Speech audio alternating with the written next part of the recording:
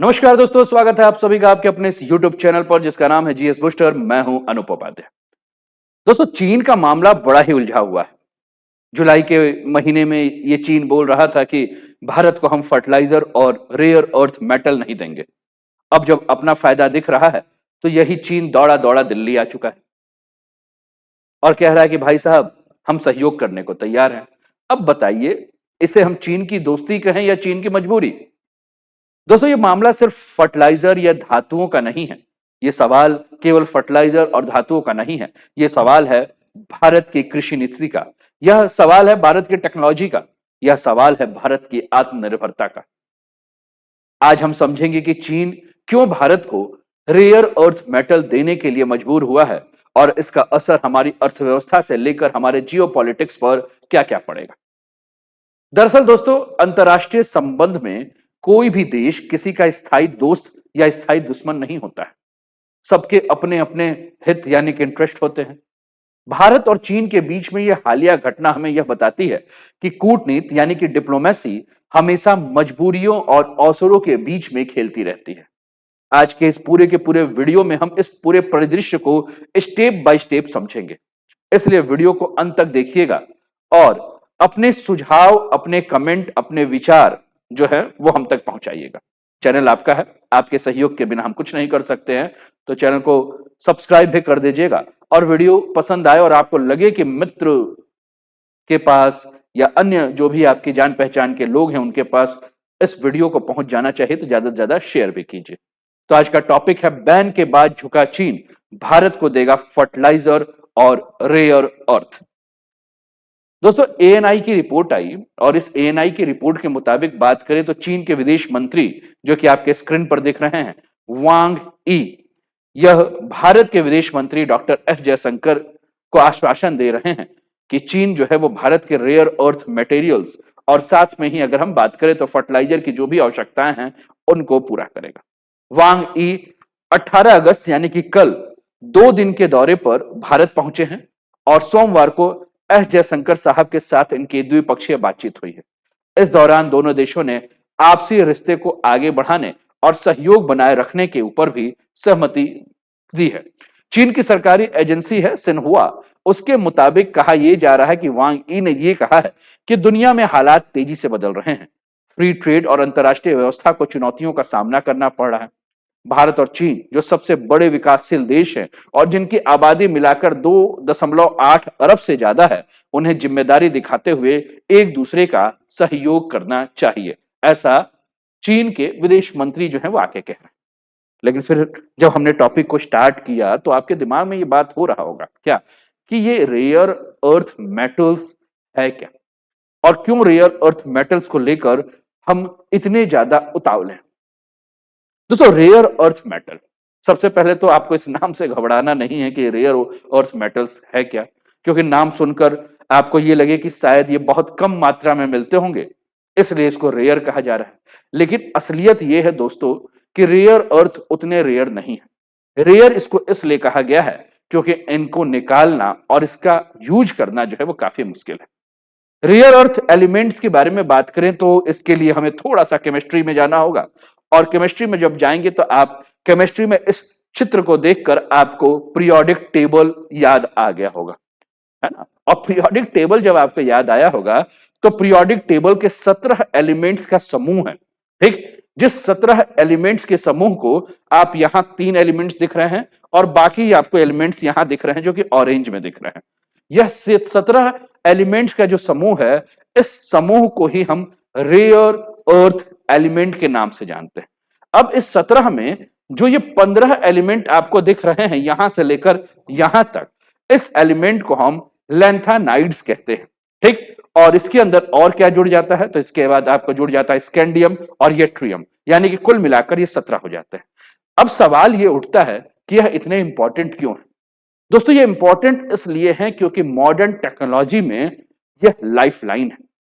जिस प्रकार से हमारे शरीर के अंदर नाड़ियां काम करती हैं, वेन्स हैं, उसी प्रकार अगर हम बात करें तो मॉडर्न टेक्नोलॉजी में यह रेयर अर्थ एलिमेंट जो हैं वो काम कर रहे हैं, ठीक।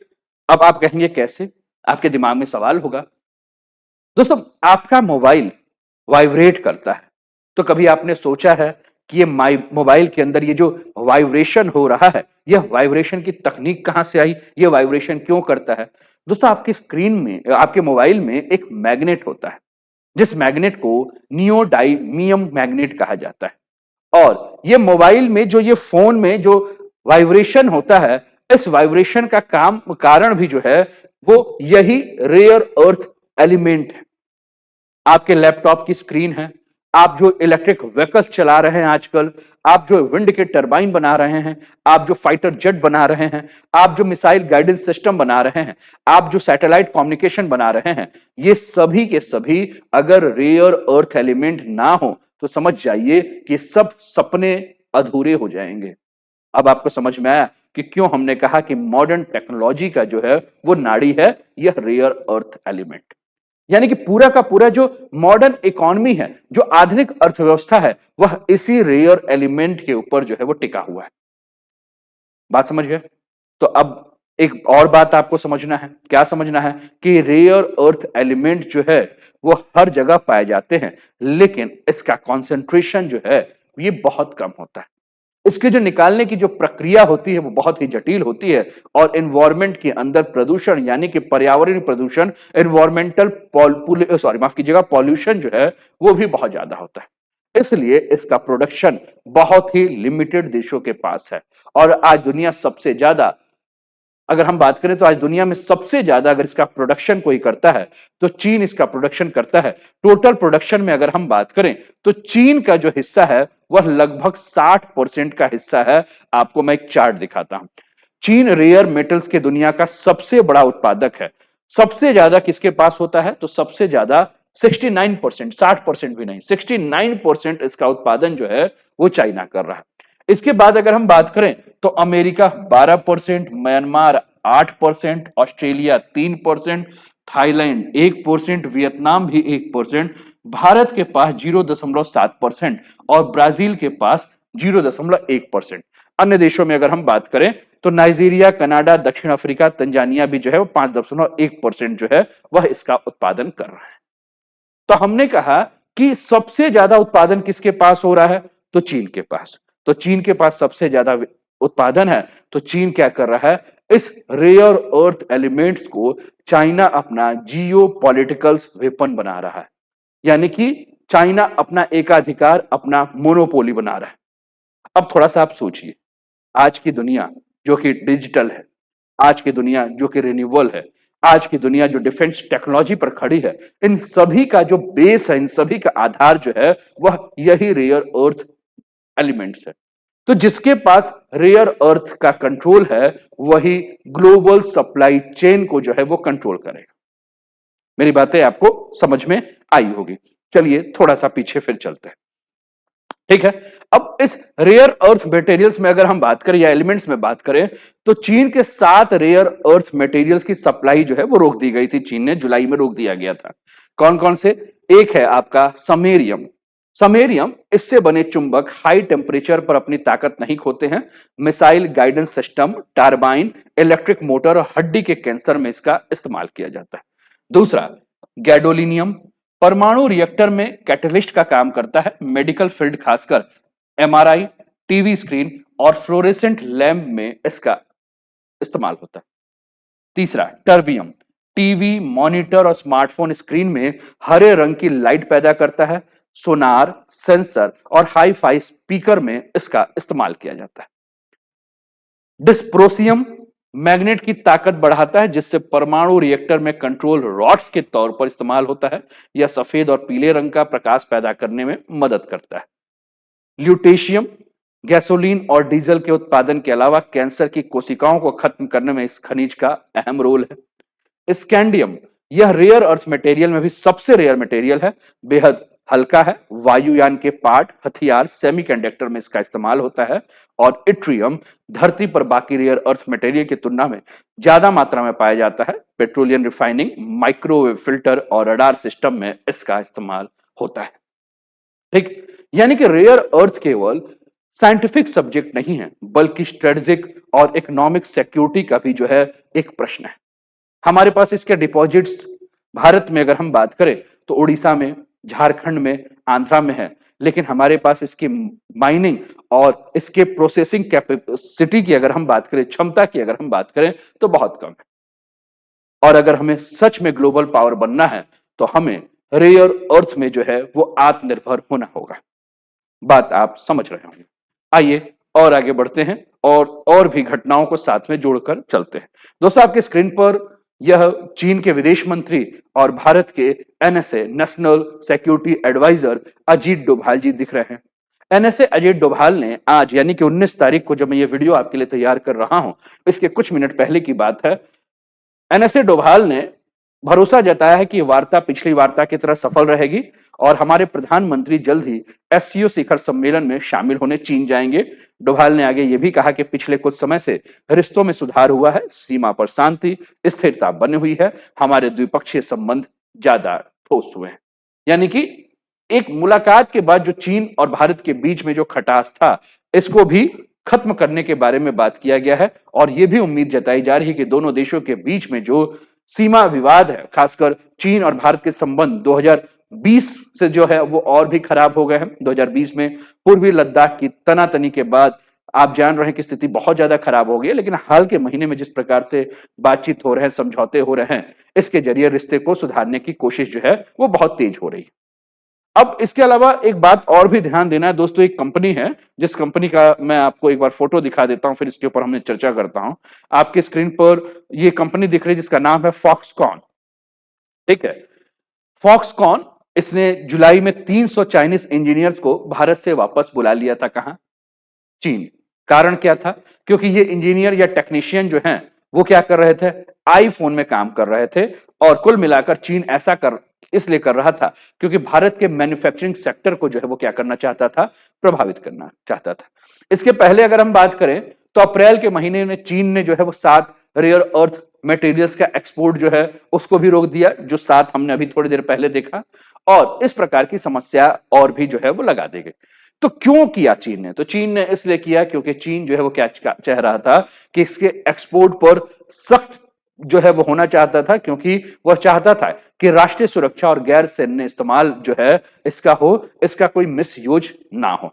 इसके अलावा 2025 में चीन ने एंड यूजर सर्टिफिकेट देना भी शुरू कर दिया था, जिसके माध्यम से ये श्योर कर रहा था कि इसका जो प्रयोग है, इसका जो इस्तेमाल है सैन्य कामों या अमेरिका को री एक्सपोर्ट जो है वो ना किया जाए। ठीक, तो ये सारी चीजें हैं। इसके अलावा हमने कहा कि फर्टिलाइजर्स के ऊपर भी चीन ने जो है वो बैन लगाया था। तो फर्टिलाइजर्स के ऊपर जो चीन ने जो बैन लगाया था, China bans export of rare earth processing techno over national security, एक तो आपने देखा। दूसरा हमने कहा कि चीन ने जो है वो क्या किया था? फर्टिलाइजर्स के ऊपर भी बैन लगाया था, रेयर अर्थ मेटल के ऊपर भी बैन लगाया था, लेकिन अब चीन जो है वो कह रहा है कि हम दोनों देंगे। तो सवाल है कि फर्टिलाइजर इतना इंपॉर्टेंट क्यों है भारत के लिए और भारत इसके लिए चीन के ऊपर डिपेंड क्यों है? दोस्तों, फर्टिलाइजर्स के बारे में अगर हम बात करें तो हम अपने देश के इतिहास को अगर देखें तो दोस्तों हमारे देश का इतिहास यह है कि हमारा देश जो है, हमारे देश की पूरी जो अर्थव्यवस्था है, हमारे देश की अर्थव्यवस्था की जो रीढ़ की हड्डी है, जो बैकबोन है, वो है एग्रीकल्चर यानी कि कृषि। 1960 में जब हमारे देश में हरित क्रांति यानी कि ग्रीन रिवॉल्यूशन आया तो हमारे देश में फर्टिलाइजर या की डिमांड जो है वो बहुत तेजी से बढ़ी। तब से लेकर आज तक फर्टिलाइजर्स के लिए हम अन्य देशों के ऊपर निर्भर हैं। और कुल मिलाकर अगर हम बात करें तो आज हमारा जो फूड सिक्योरिटी यानी कि खाद्य सुरक्षा के बारे में हम बात करते हैं तो उसका पूरा का पूरा बेस या आधार जो है वो फर्टिलाइजर है। क्यों? क्योंकि फर्टिलाइजर अगर नहीं होगा तो सॉइल की जो उत्पादकता है, जो प्रोडक्टिविटी है, वो हम नहीं बढ़ा पाएंगे। नेचुरल सॉइल में न्यूट्रिएंट जो है उसकी जो पौष्टिकता है बहुत लिमिटेड होती है। तो हम उसमें एनपीके के माध्यम से, एनपीके मतलब कि नाइट्रोजन, फास्फोरस और पोटेशियम के माध्यम से जो है हम इसको डालते हैं, जिससे कि उसके न्यूट्रिएंट्स को हम बैलेंस करते हैं। भारत की 140 करोड़ की जो जनसंख्या है उसके लिए खाद्यान्न यानी कि फूड जो है वो तभी पॉसिबल होगा जब हमारे यहाँ की मृदा जो है वो उच्च पैदावार करे, यानी कि हमारी जो सॉइल हो वो हाई इल्ड्स हो। और ये तब हो सकता है जब हमारे यहाँ फर्टिलाइजर्स हो। बिना फर्टिलाइजर्स के अगर हम खेती करेंगे तो हमारे यहाँ आज वर्तमान में जितना उत्पादन हो रहा है उससे 30 से 40% तक का उत्पादन घट जाएगा। ठीक, इसके अलावा फर्टिलाइजर्स के बारे में अगर हम बात करें तो फर्टिलाइजर जब किसान प्रयोग करते हैं तो क्रॉप का आउटपुट जो है, उसकी उत्पादकता जो है बढ़ जाती है, मार्केट में किसानों को उसका गुड प्राइस मिलता है। तो कुल मिलाकर अगर फर्टिलाइजर की सप्लाई रुकेगी तो कहीं ना कहीं किसानों के लिए जो है वो समस्या आ जाएगी। तो जुलाई में हमने कहा कि चीन ने इस पे बैन कर दिया। चीन ने जो है कहा कि अब हम इसका एक्सपोर्ट भारत को नहीं करेंगे। ठीक। तो कारण यही था कि वह जियो पॉलिटिक्स रूल के हिसाब से अपना एकाधिकार दिखा रहा था। वह मोनोपोली को, किसके मोनोपोली को, उसको पता है कि सबसे ज्यादा मेरे पास जो है वो रेयर अर्थ एलिमेंट्स है, तो इसको मैं अपना हथियार बनाऊं। और चाइना जो है वो रेयर अर्थ आपका जो मिनरल्स है, आपका जो एलिमेंट्स है, उसका किंग बनना चाहता था, क्योंकि हमने कहा कि सबसे ज्यादा उत्पादन जो है वो इसी का करता है। और चीन में जो रेयर अर्थ एलिमेंट्स हैं, इसको वह अमेरिका यूरोप के ऊपर प्रेशर डालने के लिए इसके एक्सपोर्ट को इसने रोक दिया। लेकिन कहीं ना कहीं इसका खामियाजा जो है वो भारत को भी भुगतना पड़ा।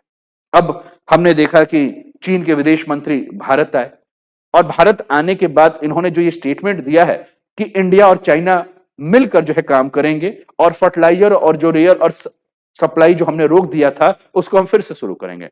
मतलब कल तक जिसने कहा था कि अब मैं नहीं दूंगा, कल तक जिसने कहा था कि अब हम भारत के साथ इस पर कोई भी बातचीत नहीं करेंगे, आज वो हमारे यहां आके कह रहा है कि भैया ले लीजिए, हम देने को तैयार हैं। तो दिमाग में एक प्रश्न उठता होगा ना, ये मूड चेंज कैसे हो गया चीन? ये चीन इतना मेहरबान कैसे हमारे ऊपर हो गया? ये चीन ने यू टर्न क्यों ले लिया? तो दोस्तों, जैसा कि हमने जब इस टॉपिक को शुरू किया था तो एक ही बात कहा था आपसे कि ग्लोबल पॉलिटिक्स में वैश्विक राजनीति का एक सिद्धांत होता है, और वैश्विक राजनीति का जो सिद्धांत होता है, इसमें ना कोई स्थायी दोस्त होता है, ना कोई स्थायी दुश्मन होता है। सभी अपने इंटरेस्ट और सभी अपने हित के लिए जो है वो कार्य करते हैं। चाइना को डर है कि अगर इंडिया यूएसए, जापान, ऑस्ट्रेलिया के साथ अपना सप्लाई चेन शुरू करेगा तो चीन का जो मोनोपोली है, एकाधिकार है, वो टूट जाएगा। इंडिया अब ग्लोबल पॉलिटिक्स का एक की प्लेयर बन चुका है। इंडिया G20 में, इंडिया ब्रिक्स में, इंडिया क्वाड में एक एक्टिव मेंबर है। और अगर इंडिया वेस्ट की तरफ चल जाएगा तो चाइना का जो स्ट्रेटेजिक लॉस है वो और ज्यादा बढ़ जाएगा। इसलिए चाइना भारत से कह रहा है कि भाई आओ, हम साथ में इस पे काम करते हैं, क्योंकि चाइना की नींद जो है वो उड़ गई। अब आप बताइए, अगर फर्टिलाइजर्स की सप्लाई भारत में रुक जाएगी तो सबसे ज्यादा मुसीबत में कौन आएगा? अगर हमारे देश में उर्वरकों की कमी हो जाएगी तो सबसे ज्यादा किसको दिक्कत होगी? मुझे पता है आपके दिमाग में जवाब आ चुका होगा। आप कहेंगे भारत के किसानों को, और किसको? चलिए, अगर मैं कहूं कि मान लीजिए हमारे देश में रेयर अर्थ जो एलिमेंट्स है उसकी सप्लाई रुक जाए तो किसको दिक्कत होगी? तो आपके दिमाग में आएगा कि अभी तो आपने बताया था, मोबाइल की स्क्रीन से लेकर, लैपटॉप की स्क्रीन से लेकर, इलेक्ट्रिक व्हीकल से लेकर, डिफेंस से लेकर, हर जगह इसका प्रयोग हो रहा है। यानी कि चाइना ने अगर ऐसे एलिमेंट को रोक दिया तो कुल मिलाकर भारत की अर्थव्यवस्था जो है वो फंस जाएगी। यानी कि चीन ने भारत की नाड़ी जो है वो पकड़ रखी है। तो इंडिया को समझना होगा कि इंडिया को अब किसी दूसरे देश के ऊपर डिपेंड नहीं रहना होगा। अपनी डिपेंडेंसी को खत्म करना होगा, क्योंकि भारत की डिपेंडेंसी जो है वो इसकी सबसे बड़ी कमजोरी है। मान लीजिए आज चीन सप्लाई कर रहा है, कल फिर से रिश्ते खराब हो गए, चीन फिर रोक देगा, तो क्या करेंगे? तो इंडिया के पास खुद रेयर अर्थ रिजर्व है, हमारे उड़ीसा में है, हमारे झारखंड में है, हमारे आंध्रा में है। उसकी माइनिंग करे, उसकी प्रोसेसिंग जो टेक्नोलॉजी है उसको डेवलप करे, और भारत किसी अन्य देश के ऊपर जो है वो निर्भर ना। फर्टिलाइजर के लिए चीन पर केवल निर्भर ना रहे, भारत नए रास्ते देखे। भारत रूस के साथ, भारत मिडिल ईस्ट के देशों के साथ जो है वह फर्टिलाइजर के क्षेत्र में व्यापार को बढ़ाए। भारत आत्मनिर्भर भारत बने, और आत्मनिर्भर भारत का असली टेस्ट तो यही है कि हम अपने पैदावार को बढ़ाने के लिए, हम अपने तकनीक को आगे बढ़ाने के लिए अन्य देश के ऊपर निर्भर ना रहें, हम खुद ही जो है उसका उत्पादन करें। तो दोस्तों, यह सिर्फ फर्टिलाइजर और रेयर अर्थ की स्टोरी नहीं है, ये पावर पॉलिटिक्स की स्टोरी है। ग्लोबल ऑर्डर में वही देश टिकेगा जो सेल्फ रिलायंट होगा, बाकी सब दूसरों के इंटरेस्ट के अनुसार जो है वो झूलते रहेंगे। ग्लोबल पॉलिटिक्स का रूल होता है, ना कोई स्थायी दोस्त, ना कोई स्थायी दुश्मन, सिर्फ अपना हित। और इंडिया के लिए एक स्ट्रेटेजिक अलार्म है, हमें रेयर अर्थ मिनरल्स और फर्टिलाइजर में आत्मनिर्भर होना होगा। तो दोस्तों, चाइना का ये यू टर्न हमें सिखाता है कि दूसरों की मदद तब तक है जब तक उनके हित पूरे नहीं हो रहे हैं। असली ताकत है सेल्फ डिपेंडेंसी की। उम्मीद कर रहा हूं कि आपको यह वीडियो समझ में आया होगा, आप इस वीडियो को अच्छे तरह से समझ चुके होंगे। तो कैसा लगा ये सेशन, जरूर बताएं कमेंट के माध्यम से। और अपने विचारों को जब आप कमेंट के माध्यम से बताएंगे तो हमें अच्छा लगेगा, हम आपके लिए अच्छे अच्छे और सारे वीडियो लेकर आएंगे। लेकिन ये आपके लिए जानकारी है दोस्तों, तक्षशिला आईएएस का जीएस फाउंडेशन बैच जो है वो स्टार्ट है 18 तारीख के बाद। फिर आप देखिए सितंबर में 8, फिर 6 अक्टूबर, और उत्तर प्रदेश के बलिया में फाउंडेशन बैच आईएएस का चल रहा है। दिल्ली के धुरंधर टीचरों की टीम है। अधिक जानकारी के लिए आप इस नंबर पे व्हाट्सएप या कॉल कर सकते हैं। क्लासेस हिंदी और इंग्लिश दोनों में है, ऑनलाइन और ऑफलाइन दोनों है, आप कर सकते हैं। ये पूरी की पूरी टीम है जिसके गाइडेंस में क्लासेस चल रही हैं। तो उम्मीद है कि आज का सेशन आपको पसंद आया होगा। अपना ध्यान रखें, स्वस्थ रहें, मस्त रहें, तंदुरुस्त रहें, हंसते खेलते मुस्कुराते हुए जीवन का आनंद लीजिए। जय हिंद, जय भारत।